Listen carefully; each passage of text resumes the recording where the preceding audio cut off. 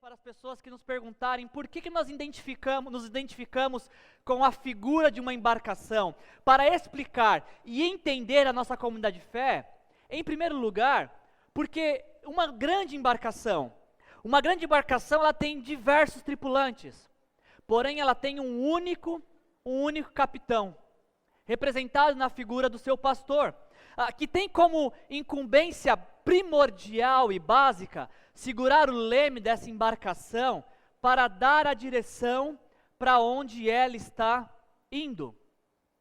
Nós escolhemos explicar e entender a nossa comunidade de fé, Aliança Cristã e Missionária de Vista Verde, como uma grande embarcação, porque assim como uma grande embarcação, esta comunidade também tem um líder que está à frente conduzindo ela. Uma grande embarcação tem diversos tripulantes, porém um único capitão. Todos na embarcação têm o exato mesmo valor, porém com funções diferentes a serem desempenhadas. Todos nesta grande embarcação tem uma função específica a ser desempenhada. A do pastor, a do líder, é dar a direção, é dar o caminho e mostrar o rumo que estamos seguindo. Nos próximos anos a gente vai ouvir falar muito sobre embarcação, a gente vai visualizar embarcação para compreender e explicar a nossa comunidade de fé. E alguém pode perguntar, mas por que embarcação? Nós diremos que nos identificamos e achamos uma figura muito propícia para a nossa comunidade de fé, uma embarcação, porque uma embarcação, ela é um grande navio, mas ela não é um navio cruzeiro. Ela não é um navio onde pessoas estão à procura de um lugar gostosinho, confortável, que tem músicos que cantam aquilo que lhes agrada para deixar o ambiente gostosinho. Não é uma embarcação de passeio. Não é embarcação que entramos procurando luxo, que procuramos lazeres serviçais. Ela é uma grande embarcação, mas ela se parece muito mais com um navio de guerra do que com um navio cruzeiro. Porque essa grande embarcação, ela está em missão. A missão de resgatar vidas para o Senhor Jesus. E é por isso que ela se parece muito com um navio de guerra, porque ela caminha focada na única missão que ela tem: resgatar vidas para o Senhor Jesus. Quando perguntar, viu, mas por que embarcação? Não podia ser outra coisa? Não tinha que ser embarcação. Por que embarcação? Porque assim como uma grande embarcação, nós temos uma rota, nós temos um objetivo, um lugar aonde nós queremos chegar. Não somos um barco que está sujeito às ondas, ao vento, que está sendo conduzido para qualquer canto, para onde o vento levar. Não somos uma embarcação que está no mar da vida, sem rumo, sem propósito, sem direção, conduzido por tempestades. Assim como uma embarcação, quando nós saímos do porto, nós temos um objetivo, traçamos uma rota, nós sabemos aonde queremos chegar. E é por isso que nós nos comparamos. Nos próximos anos, nós nos identificaremos com uma grande embarcação. Embarcação formada por diversas pessoas, com um capitão que tem um compromisso com a missão e com a tripulação, e com uma tripulação que tem um compromisso com a missão e com o seu capitão, e todos queremos chegar a um único lugar. Quem entra nessa embarcação, quem vem a fazer parte dessa comunidade de fé, tem que ter a certeza que a hora que a gente parte em viagem, a gente está mirando um único lugar. Não vamos desviar nossa rota. Temos um objetivo, um lugar aonde queremos chegar. E sabe onde essa embarcação quer chegar? Nós queremos chegar a ser uma comunidade de discípulos de Cristo em missão no mundo. Esse é o lugar onde nós queremos chegar. Nós não vamos pegar atalhos, nós não vamos desviar do foco. Esse é o nosso objetivo. Tudo que viermos a fazer como igreja vai ser para chegar a esse objetivo. Ser uma comunidade de discípulos de Cristo em missão no mundo. Portanto, nos próximos anos, se você vier a desejar fazer parte dessa comunidade de fé, você que faz parte dessa comunidade de fé, fique com essa imagem na sua memória. de uma grande embarcação.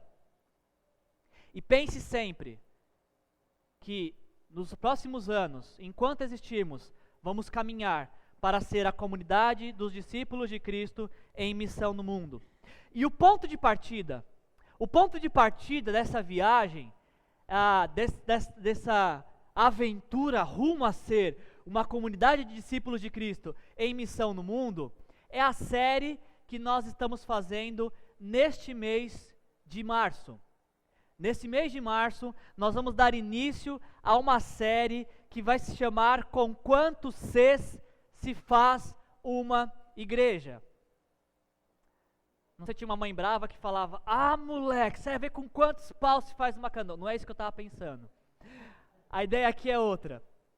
Você sabe me dizer com quantos Cs se faz uma igreja? Através dessa série de mensagens, nós temos o objetivo de apontar quais são os caminhos que nós vamos seguir para chegar a ser uma comunidade dos discípulos de Cristo em missão no mundo.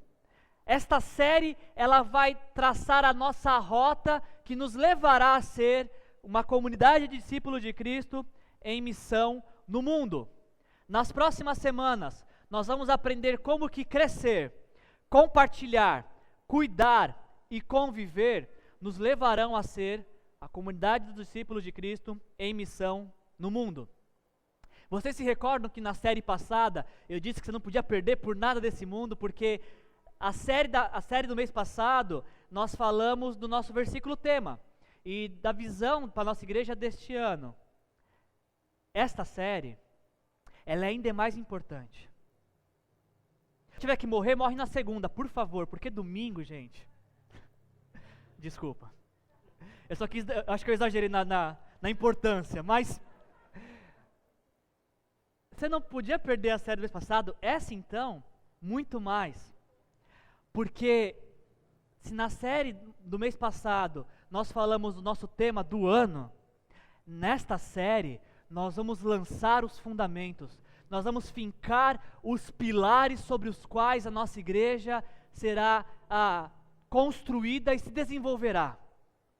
Não perca por nada desse mundo esta série do mês de março, Com Quantos Cs se faz uma igreja, porque através dessa série nós vamos poder visualizar quem somos e quem queremos ser.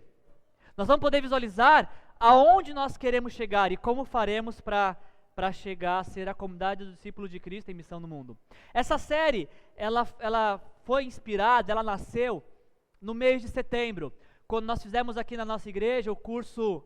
antes disso, pode ser aqui, #Marcas da Igreja. Você pode compartilhar suas considerações nas redes sociais, aquilo que você gostar dessa série, aquilo que te chamar a atenção, usa essa hashtag nas redes sociais e compartilhe conosco o que Deus está falando com você. Essa série ela nasceu em setembro do ano passado. Deus começou a nos trazer a inspiração dessa série em setembro do ano passado, quando nós fizemos aqui na nossa igreja o curso Melhorando as Dinâmicas da Célula. Aqui na nossa igreja, nós somos uma igreja em célula, e nós entendemos que a célula, ela tem 4 movimentos que ela precisa caminhar, ou 4 direções. E da mesma forma, nós entendemos que a nossa igreja também tem que caminhar nessas 4 direções, para chegar ao seu objetivo. Portanto, nesse mês de março, quando nós estivermos falando sobre crescer, nós estamos falando que estamos olhando e caminhando para cima, nós estamos olhando para Deus, nós estamos caminhando na direção de Deus, nós estamos falando sobre o desenvolvimento da nossa espiritualidade cristã. Nós vamos estar focando nas disciplinas espirituais, como jejum, oração, meditação da palavra, aquilo que nos leva a crescer em Deus. Quando nós estivermos falando sobre compartilhar nesse mês, nós estamos falando desse movimento para dentro, ou seja, da nossa vida comunitária, da nossa comunhão, e principalmente deste ambiente de comunhão, onde nós prestamos contas, onde nós encontramos um parceiro de oração, uma pessoa a quem nós podemos compartilhar da nossa vida, das nossas necessidades, e encontramos alguém a quem nos reportar. É nesse ambiente de dentro, comunitário, de comunhão. Nesse mês de março, quando nós estivermos falando sobre cuidar, nós estamos falando e observando, olhando para frente, no sentido da caminhada que fazemos com um discípulo. Estamos falando sobre discipulado, de pegar na mão de alguém e falar, vamos caminhar. Jesus está ali, eu quero imitá-lo, eu quero que você venha comigo. Estamos falando sobre discipulado, sobre conduzir alguém até Jesus. E por fim, nesse mês de março, quando estivermos falando sobre conviver, nós vamos estar falando para fora, que é o nosso principal foco. Nós vamos estar falando dessa nossa caminhada em direção ao mundo. Nós vamos estar falando sobre os relacionamentos com as pessoas de fora da igreja, de fora da nossa comunidade de fé, de fora da nossa realidade. Pessoas para quem Deus nos chama para testemunhar do seu grande e imenso amor. Cuidar, conviver e compartilhar. Para cima, para frente, para dentro e para fora. Movimentos que nos levam na direção de ser, nos levarão a ser a comunidade dos discípulos de Cristo em missão no mundo. Com quantos C se faz uma igreja? Agora você já sabe, com 4. O primeiro C que a gente vai estudar é crescer. E se você deseja nesta manhã crescer em Deus, crescer na sua fé, e dessa forma nos contribuir com a construção desta igreja, essa igreja precisará, para que ela possa avançar, ela precisa de pessoas que crescem no Senhor. Se você é uma dessas pessoas que querem contribuir com o seu crescimento para a construção dessa igreja, me acompanhe na leitura de Efésios, capítulo 4, versículos de 11 a 16. Com quantos C se faz uma igreja? Com 4. E o primeiro deles que a gente vai aprender hoje é C de crescer. Crescer na direção de Deus, crescer na fé, crescer em Cristo. Trouxe Bíblia, o texto será projetado aqui, você pode acompanhar conosco também. Oração, eu creio que Deus fala conosco através da sua palavra, desta forma, em nome de Jesus. E Jesus, Ele designou alguns para apóstolos, outros para profetas, outros para evangelistas e outros para pastores e mestres, com o fim de preparar os santos para a obra do ministério, para que o corpo de Cristo seja edificado, até que todos alcancemos a unidade da fé e do conhecimento do Filho de Deus, e cheguemos à maturidade, atingindo a medida e a plenitude de Cristo. O propósito é que não sejamos mais como crianças, levados de um lado para o outro pelas ondas, nem jogados para cá e para lá por todo o vento de doutrina, e pela astúcia e esperteza de homens que induzem ao erro. Antes, seguindo a verdade em amor, cresçamos em tudo naquele que é a cabeça, Cristo. Dele, ou seja, de Cristo, todo o corpo, ajustado e unido, pelo auxílio de todas as juntas, cresce e edifica-se a si mesmo em amor, na medida em que cada parte realiza a sua função. Está começando a ler a Bíblia agora, ou até mesmo você que já lê a Bíblia há algum tempo, existe um método muito simples que podemos utilizar para aprender da Bíblia, que é justamente fazendo perguntas para ela. Quando você quer ter uma compreensão do texto, do que o texto está querendo dizer, é importante que você faça perguntas para esse texto, e isso te auxiliará a ter uma compreensão do que o texto está querendo dizer. Por exemplo, quando nós olhamos para esse texto de Efésios, capítulo 4, versículo de 11 a 16, nós podemos fazer a seguinte pergunta. 5 perguntas para a gente compreender esse texto. A primeira delas, o que é que Jesus fez? o que é que o texto diz que Jesus fez? E o texto nos diz que Jesus designou alguns, não todos, mas alguns para apóstolos, outros, não todos, mas outros para profetas, outros, não todos, para evangelistas, e outros, não todos, para pastores e mestres.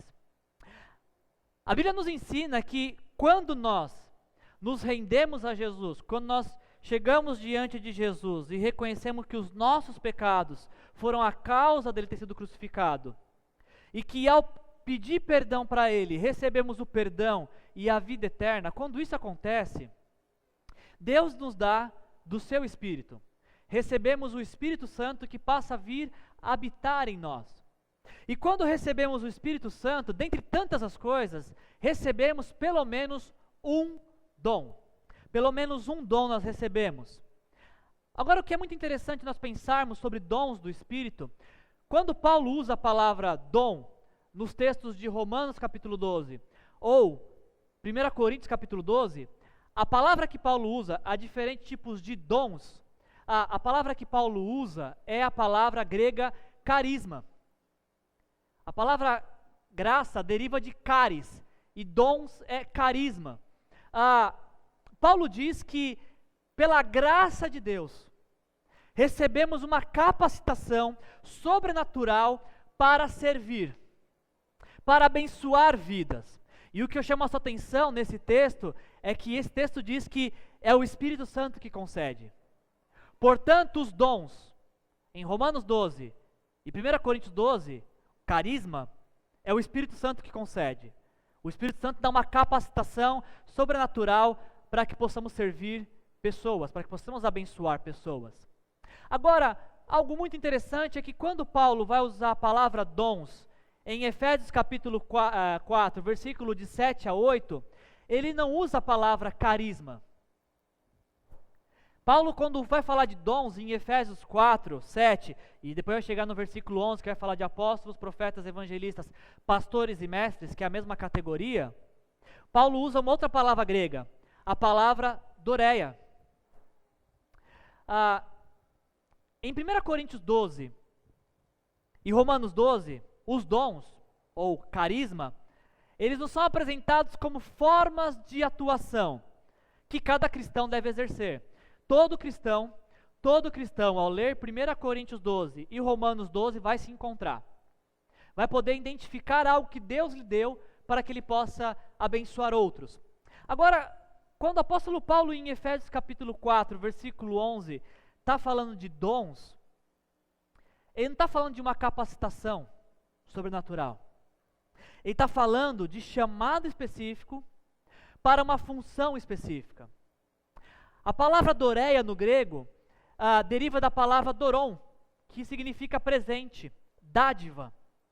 Portanto, essas pessoas que Jesus separou, e percebam, em 1 Coríntios 12, quem destina os dons, carisma, é o Espírito Santo. Mas em Efésios capítulo 4, quem destina os dons é Cristo. Essas pessoas que Jesus separou, Ele as separou como presentes dele para a igreja, para que estes desempenhem suas funções, o seu chamado específico na comunidade de fé. Agora, algo muito importante que eu preciso falar para vocês. Quando eu falo dessas pessoas, apóstolos, profetas, evangelistas, pastores e mestres, nós não estamos falando de cargos ocupados na igreja. E também não é um plano de carreira. A pessoa começa como mestre, pastor, ela ganha uma promoção, vai para evangelista, aí ela ganha uma promoção, ela vai para profeta, aí ela ganha uma promoção, chega apóstolo, e o último cargo na companhia é pai apóstolo, que tem alguns no Brasil. Aí depois vira semideus ou morre, não sei. Não é um plano de carreira que o apóstolo Paulo está apresentando. Não é função hierárquica, onde manda o primeiro e vai obedecendo em ordem de escala. Não estamos falando de cargos. Isso é a parte mais importante para você entender sobre esse texto de Efésios 4:11. Quando olhamos Efésios 4:11, estamos falando de chamado para o desempenho de uma função específica. Tanto é que o apóstolo Paulo não diz que Jesus deu dom de apóstolo para alguns. Jesus fala, Jesus deu uns para apóstolos, designou uns para profeta. Não deu dom, ele designou, ele separou para essa função. É importante dizer também que essas pessoas, como eu disse, são separadas como presente de Deus para a igreja. Não são títulos ou cargos, e principalmente, essas pessoas, apóstolos, profetas, evangelistas, pastores e mestres, são formas de ensinar. São maneiras de ensinar. São formas que essas pessoas são usadas para ensinar a igreja. Essas pessoas, elas têm uma finalidade no corpo de Cristo.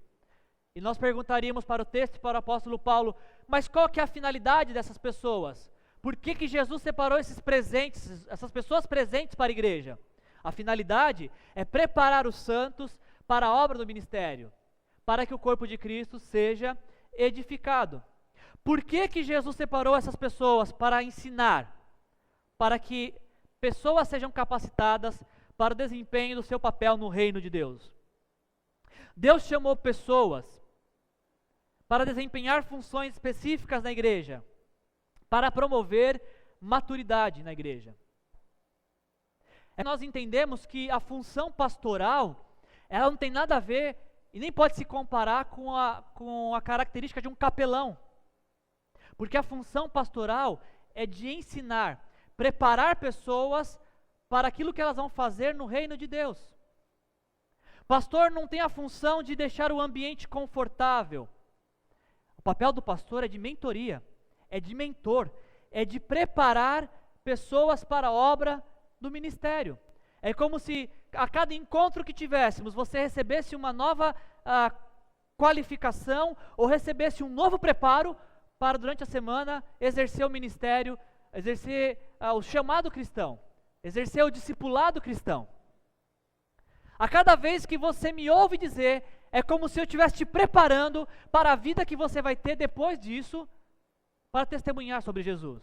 A função pastoral, a função desses dons é equipar pessoas para a sua vida, para o seu desenvolvimento cristão. De uma maneira muito simples, se nós pudéssemos dar um exemplo disso, de como que isso funciona na prática, nós poderíamos fazer uma comparação com uma construção. Quem ensina como apóstolo, o apóstolo ele diria aonde deveria ser construído. É uma equipe, porque o apóstolo diria onde ser construído, o profeta diria como ser construído, o evangelista iria espalhar para todo mundo, gente, foi construído, está pronto. E o pastor mestre diriam, sejam bem-vindos, eu tenho algo para lhe dizer, eu tenho algo para lhe ensinar. Quem ensina, quem prepara os santos para a obra como apóstolo, aponta a direção que os discípulos de Jesus devem seguir. Quem ensina como profeta, quem prepara os cristãos para o ministério como profeta, aponta como viver de uma forma que agrada a Deus. Quem ensina, quem prepara as pessoas como evangelista, aponta para Cristo e para a obra de Cristo na cruz, sobre morte e ressurreição. Quem ensina como pastor e mestre, aponta para o cuidado e também para os valores necessários para a vida. E nós perguntaríamos para o apóstolo Paulo e para o texto de Efésios, mas tudo bem, mas até quando? Até quando que a gente vai ter que ficar ensinando? Até quando que a gente vai ter que preparar pessoas para o ministério? O prazo é pequeno. Até que todos alcancemos a unidade da fé. Até quando que a gente vai ficar ensinando? É rapidinho, até que todos cheguemos ao conhecimento do Filho de Deus. Sabe até quando que a gente vai ensinar? Até que todos cheguemos à maturidade, atingindo a medida da plenitude de Cristo. Ou seja, a gente vai passar pelo menos uma vida junto para chegar nesse nível. Que essa é nossa é por isso que nos reunimos como comunidade cristã. Porque sempre que nos reunimos, nós precisamos juntos alcançar a unidade da fé e do conhecimento do Filho de Deus. Não é individualmente que fazemos isso, é junto. É de forma comunitária que nós chegamos à maturidade. É de forma comunitária que nós atingimos a medida da plenitude de Cristo. Então, até quando vão existir essas funções de apóstolo, profeta, evangelista, pastor e mestre. Até acontecer isso. Até acontecer isso. Ou seja, a gente tem uma longa caminhada pela frente. A pergunta que a gente poderia fazer para o texto e para o apóstolo Paulo: qual é o propósito de tudo isso? Por que Deus separou pessoas? Por que Deus organizou a igreja desta forma? Por que Deus agiu desta forma? Por um motivo muito simples: para que não sejamos mais como crianças, levados de um lado para o outro pelas ondas, nem jogados para cá e para lá por todo o vento de doutrina e pela astúcia e esperteza de homens que induzem ao erro. Antes do que? Antes de sermos levados de um lado para o outro, seguindo a verdade em amor, cresçamos naquele que é a cabeça, Cristo. E por fim, a última pergunta que nós faríamos para esse texto, para ter uma compreensão desse texto. Tudo bem, peraí, eu entendi que Deus separou algumas pessoas para ocupar funções específicas. Essas funções, elas servem para ensinar e preparar cada cristão para o desempenho da sua espiritualidade cristã, e nós devemos fazer isso até que todos amadureçam. A maneira como nós fazemos isso é seguindo a verdade em amor e crescendo em Cristo. Agora, uma pergunta, e a mais importante, a gente encerra as perguntas aqui. Por quê? Por que nós temos que crescer? Temos que seguir a verdade em amor. Não dá para seguir só a verdade sem amor? Não dá para ficar como criança para sempre? Aliás, qual que é o problema em ser criança? Alguém pode dizer assim: peraí, eu lembro de um texto que Jesus diz que nós temos que ser como criança. Não tem um texto que fala assim? Alguém poderia dizer assim: peraí, qual que é o problema em ser criança? A gente até canta aquela música, quero ser como criança, te amar pelo que és, voltar à inocência e acreditar em ti. Qual o problema de ser criança? Qual que é o erro de ser criança? Peraí, é para ser criança ou não é para ser criança? Eu a você, sim e não. Ser como criança, e também não devemos ser como criança. Não quero te confundir, calma, deixa eu explicar. Sim, devemos ser como criança, na pureza do nosso coração, na prontidão em perdoar, na dependência constante de um pai. Nesse sentido, sim, devemos ser como criança. Mas não devemos ser como crianças no que diz respeito à nossa fé. Não devemos ser crianças com que diz respeito às nossas vontades, às nossas emoções. Não devemos ser crianças porque temos responsabilidades. Paulo diz que nós não devemos ser como crianças, porque crianças, elas são levadas de um lado para o outro. Não devemos ser como crianças, porque crianças, elas não escolhem para onde elas querem ir. Elas ou não deveriam, pelo menos não deveriam, né? Hoje em dia é um pouco difícil falar isso, mas não deveriam escolher para onde queria ir. Criança é criança. Criança obedece, criança é levada. Levada de conduzida, tá? Criança, não devemos ser como criança, porque crianças, elas são, como diz o texto do apóstolo Paulo, elas são manipuladas, e por isso não devemos ser como crianças. E é por esses e outros motivos que não podemos ser como criança. É por esses e outros motivos que a Bíblia nos incentiva constantemente que possamos crescer.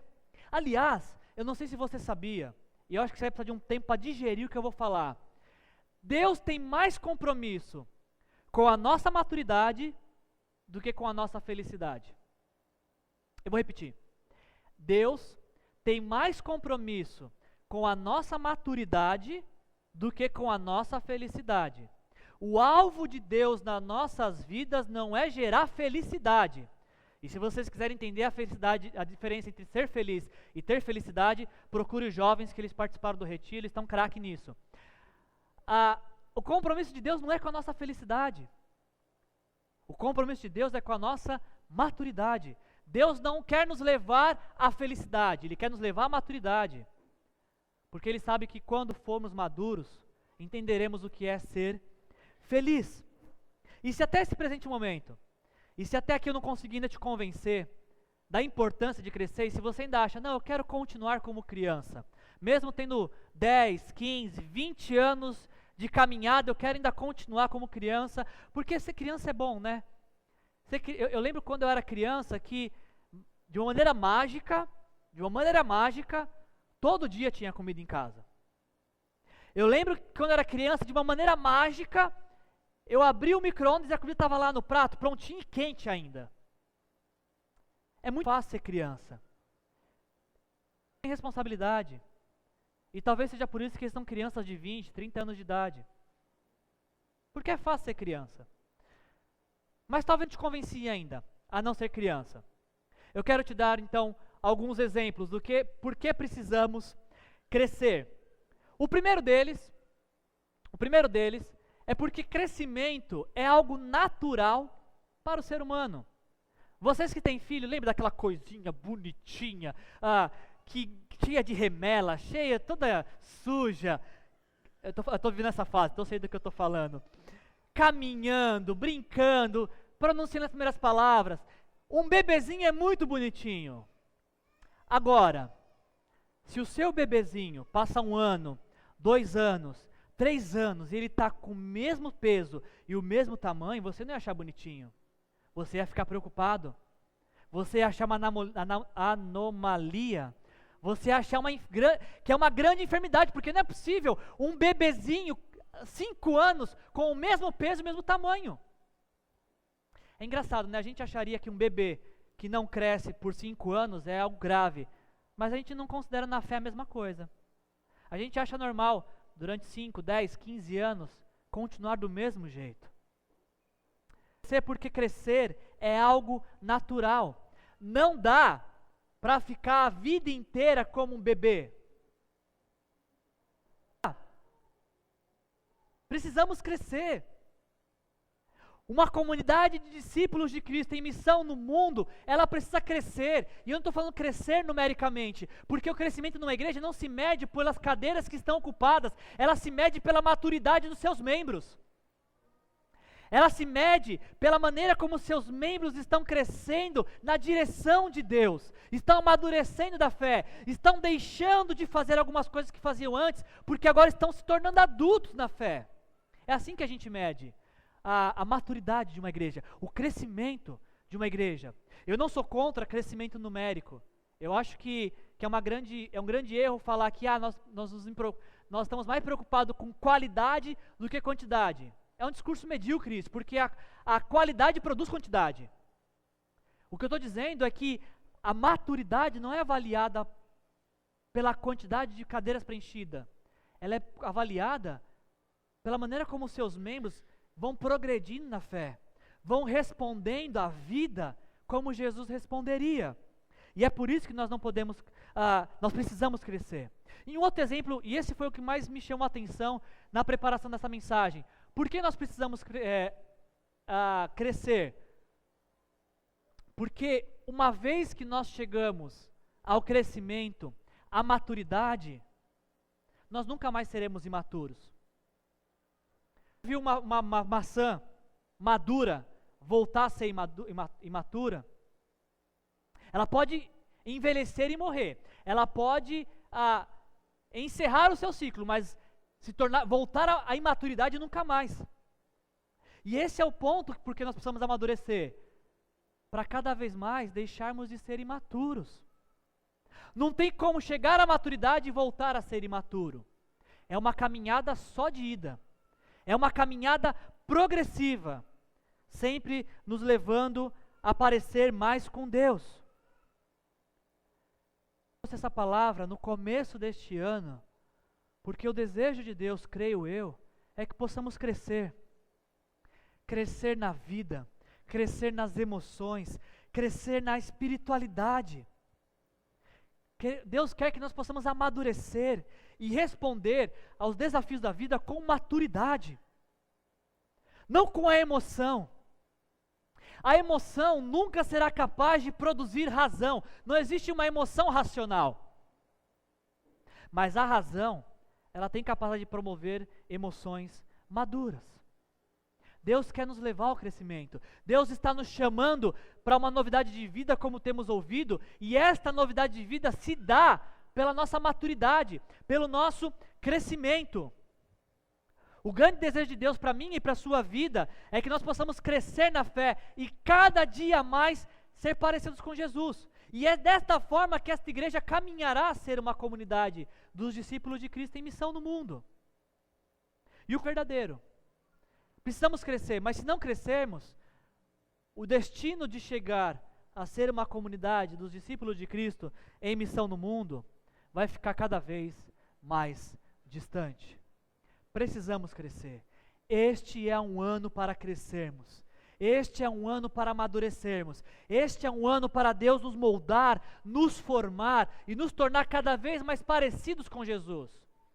E dessa forma nós chegaremos a ser a comunidade dos discípulos de Cristo em missão no mundo. Quantos Cs se faz uma igreja? Com 4. O primeiro deles é o crescer. Uma igreja, ela se faz com pessoas que crescem cada dia mais na fé e no nosso Senhor Jesus. E a pergunta que poderia nos surgir, tudo bem, mas o que a gente faz para crescer? Vamos colocar em prática essa mensagem de hoje.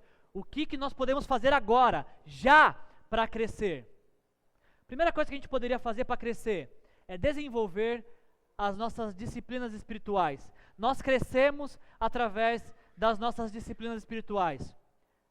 Você vai perceber que você vai começar a crescer na fé, a amadurecer, a responder como Cristo na vida, na proporção da sua vida de oração, na proporção da meditação na palavra, na proporção do jejum.